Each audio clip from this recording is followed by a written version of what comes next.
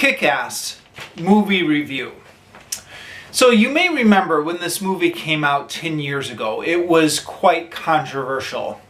On the one hand, there were a number of media watchdog groups, religious conservatives, the usual suspects, who were decrying the movie because of all the violence in the media and saying, oh, isn't this terrible, all the violence in the media nowadays, blah, blah, blah, blah, blah. On the other hand, there were people saying this is a satire. These religious groups are not getting it. It's a satire. It's a very clever or brilliant satire, very well done. I watched the movie and I really had a hard time knowing what to make of it, which is going to make it difficult for me to give this an intelligent review. I mean, I don't know, I'll just go through and give some of my thoughts here, but warning up ahead of time that I really had a hard time making sense of this movie or deciding what my opinions on it were. It was, in some places, struck me as very violent in somewhat of a tasteless way. And I almost hate saying that because I grew up hating the media watchdog groups, you know, the conservative Christian coalitions who are always talking about sex and violence in the media and blaming everything wrong with society on sex and violence in the media.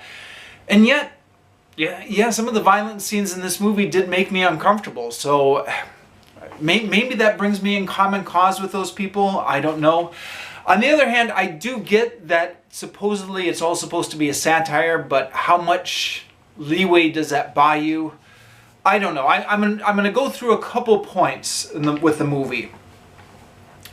The film opens with what I initially thought was a fairly interesting question. Now, the question is, given how obsessed our culture is with superheroes, how come you don't see more people trying to act out these fantasies in real life? Now, it would never be successful, of course. No one, you couldn't be Batman in real life. But given how superheroes are just everywhere now, and given how, young kids are just absorbing this every second, how come more of them aren't out there trying to be Batman in real life? And the movie opens up with showing people who have absorbed too many superhero movies trying to be superheroes in real life. It's, I guess it's our generation's version of Don Quixote, maybe. Now, having actually raised that question, let me give what seems to be, upon a moment's reflection, the obvious answer. People don't attempt this in real life because people, even children, are much better at telling fantasy from reality than most adults give them credit for. People always say, oh, this media is going to influence the children, they're impressionable, they don't understand this difference between real life and movies, but, I think kids understand. And if they don't understand, maybe when we're 5 years old, we all go through a phase of thinking we're Batman, but then we try and jump off the jungle gym at the playground, or, we try and do one of these amazing roundhouse kicks at recess on our friends at school. And then we learn pretty quickly that actually what works in the movies doesn't work in real life. So, either people know this intuitively or people figure this out already on the playground at 5 years old. By the time they get to be adults, they've learned that you can actually cosplay as superheroes in real life. So I said it appears to be a very interesting question at first glance, but maybe upon reflection it's not actually that interesting of a question. But anyways, that's the question that this film starts off with.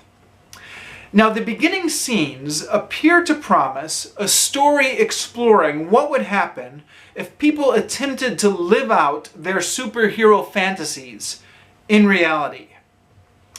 But then, very quickly, the film itself becomes just another superhero fantasy. And since superhero fantasies are a dime a dozen lately, I'm not quite sure what the point of this film is. I mean, if I wanted to watch just another stupid superhero movie, we've got plenty of them. I'll just stick to Batman and Spider-Man, thank you very much. If you want to do a deconstruction of a superhero fantasy, well, we just had Watchmen the year before this came out. So even a deconstruction of a superhero fantasy now seems redundant, although Hollywood does everything in packs. You know, once one movie is successful, there's a whole bunch of imitators. So I think we're seeing that now. Or we're still seeing that now somewhat, is a whole bunch of movies that are showing dark and gritty superheroes or deconstructing them.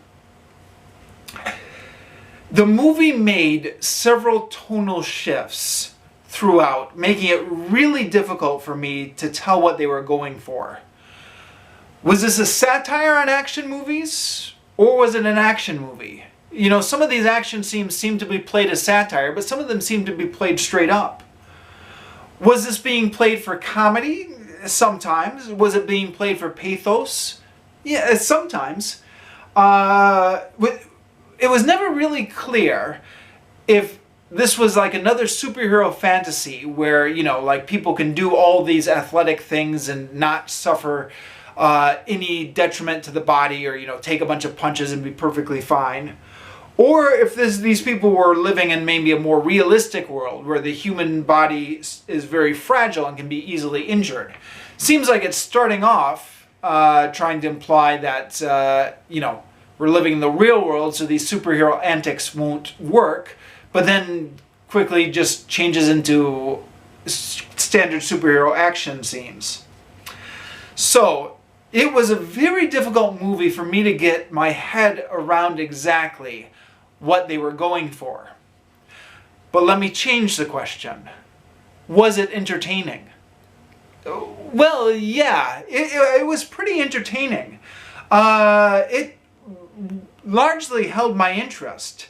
Now, the film was populated by a number of weird but interesting characters.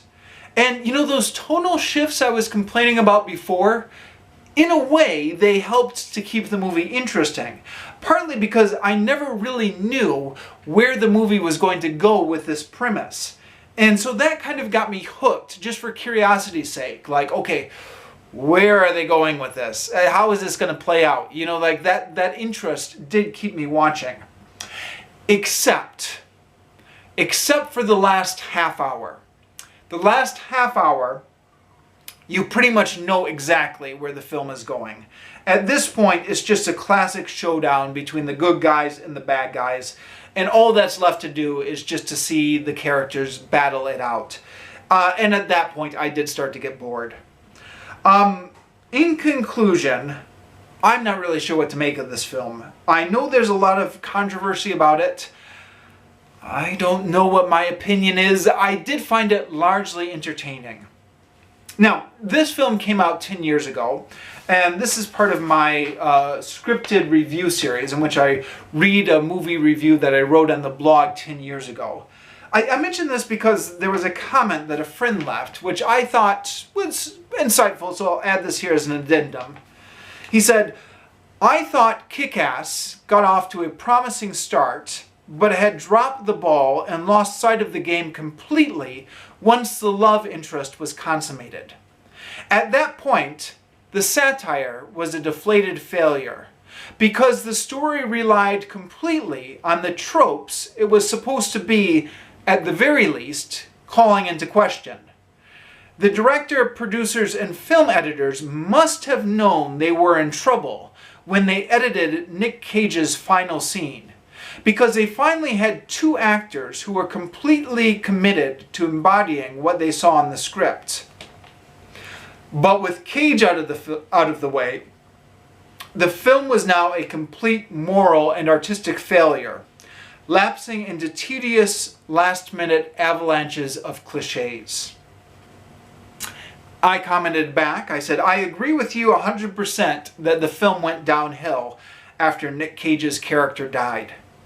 I had thought originally that this was because the script just ran out of ideas at this point, and it just became very predictable for the last half hour. But upon reflection, now that you've mentioned it, I think you do have a point about the movie really suffering once we lose Nick Cage's dry, ironic wit. He did seem to be maybe the only one who could embody what the movie was actually going for. So that's my review of Kick-Ass, and I know I've largely dodged the controversy by not taking any strong opinions on this, but let me know in the comments what your opinion was on this film. Do you think it was a brilliant satire or just an ultra-violent mess? Let me know.